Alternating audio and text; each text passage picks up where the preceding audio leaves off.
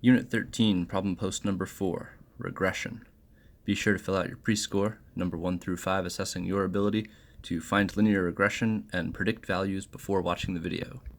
This video's guest of honor will be a conundrum sphinx.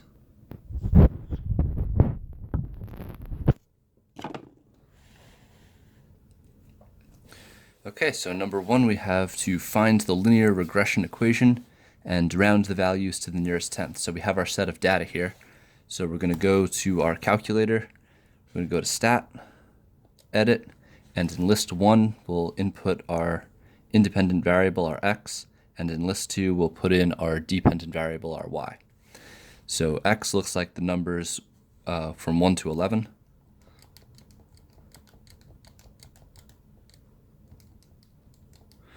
And list 2 looks like we're jumping around a bit. So we got 75, 71.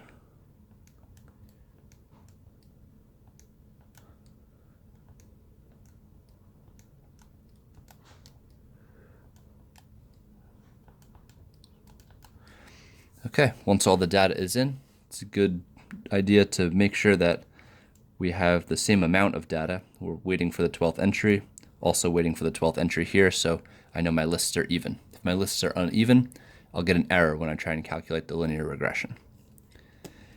Okay, time to find the linear regression equation. We'll go back to Stat, over to Calc, and this time we'll go down to option 4. It says linreg. That's our linear regression.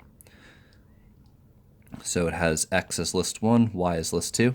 That's accurate, that's what we wanted. And we'll go down to Calculate, and here is our linear regression information. So it says here y is equal to ax plus b. That's our basic form of a linear function. We might remember y equals mx plus b, where m was the slope and b was the y-intercept. In this case, we're using an a for slope instead of m. So I'll transcribe this information onto my paper here. It says y equals ax plus b. We know that a is equal to negative 1.8 and b is equal to 74, actually 75 if I'm rounding to the nearest tenth, because this 8 will round to the 9 up to the next whole number, so 75. Okay, my regression equation, I'm going to plug in the value for A, the value for B. So I'll have y is equal to negative 1.8x plus 75. Notice that my slope is negative, meaning I am decreasing. I have a negative relationship, negative correlation. And that makes sense because in general, I am going down in value from y term to y term as x increases. So here is my regression equation. Number 2, we want to use this regression equation to find y when x is 15. So if x is equal to 15, I'm going to use a 15 in place of x.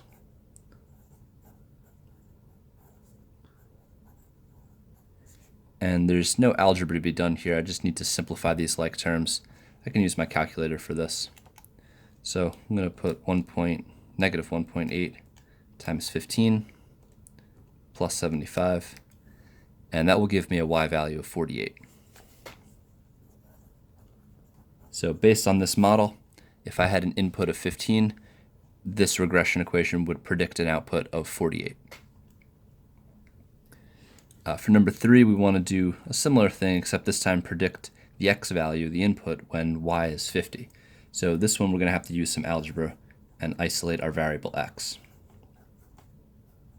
So I've plugged in the 50 for y because it said y was 50.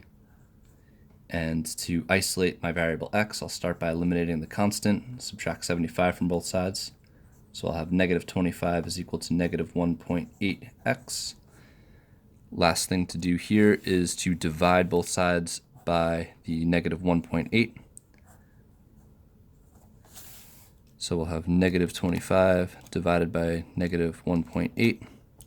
which will give us 13.8 repeating. I will round that to the nearest tenth, and I'll say 13.9.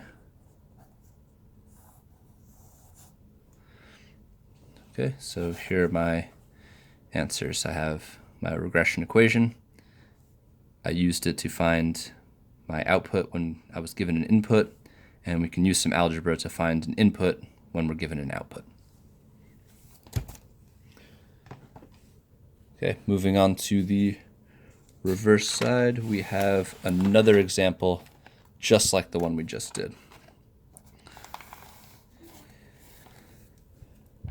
So we have a new set of data that we can now plug into the calculator. We're going to have to clear our lists. One shortcut to clearing lists, if you have a multiple of them, if you go to second memory, which is the plus sign, you see that option 4 here is clear all lists. So we can clear all lists. Done. All my lists are cleared. So when I go back to stat edit, my lists are empty. So we'll put in my input values into list 1, 12, 15, 18, 21, 25, 28, 31, 34, 37, 39, 42. And my output values in list 2. 7, 15, 24, 29, 35, 40, 47, 52, 58, 63, and 68. Okay, again, I'll just make sure they line up, waiting for the 12th entry, waiting for the 12th entry. So my lists are even. It will avoid giving me an error. To calculate the linear regression equation, I'm going to go to Stat, over to Calc. Option 4 says linear regression. List 1 is my X, list 2 is my Y. That's what I had put in. And I will calculate. So it gives me the same type of information. Y equals ax plus b, the basic form of a linear function. My value for a, I'll round to the nearest whole number here, I guess, because if I tried to round to the nearest tenth, it would, again, just give me a whole number. So let's transcribe this information. We have y equals ax plus b, linear. My a value is 2, and my b value is negative 14. So rounding to the nearest integer for this problem. Okay, so my regression equation, if I substitute the 2 for a and the negative 14 for b, I'll have 2x minus 14.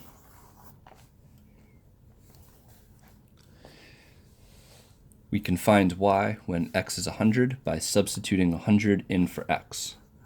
So y is equal to 2 times 100 minus 14. Well, 2 times 100 is 200. So we have 200 minus 14. And then 200 minus 10 is 190. And then minus another 4 would be 186. So y would be 186. And number 6, find x when y is 500. We'll set everything equal to 500. Why is my minus sign so far up?